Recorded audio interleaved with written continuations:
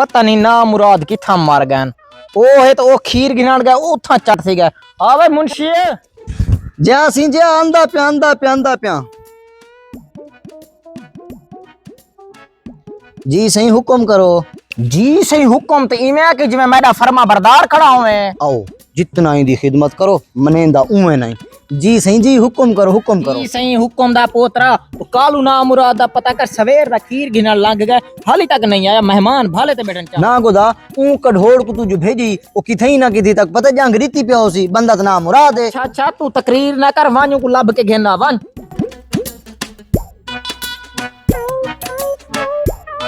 हाँ सही वल पियो घेना खीर बनाओ चाह मेहमान भाले ते बैठन। किनो सही घेने फजरो का लाइन लग लग दूजी मेरी लाते दर्द है। अब तो को पता है डर है इडो खड़ा मैं के खीर वाल भी नहीं सी डिठा इडो फिर कने गया एके में खीर वाल भी नहीं सी डिठा अगो खड़ा मैं के खीर वाल भी नहीं सी डिठा कार ते एक बंदा है उनको मिनट जी में खीर दीते सी।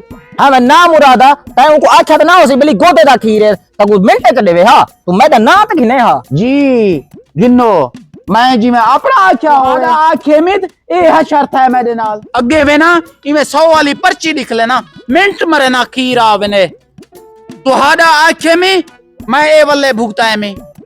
अच्छा कालू तू ही कर मेहमान को पीछे कहवा पिला तो हैदर नाल मैं आप हिसाब करना आगे उनके थोड़े बड़े पैसे वदन मैं शक करता हूं नहीं सीता तब खीर।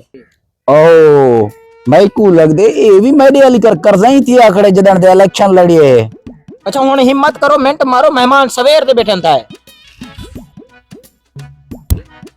जी सादे अगो इथे गोदा बनया खड़े बारो जुआन को 200 दा खीर कोई नहीं देना।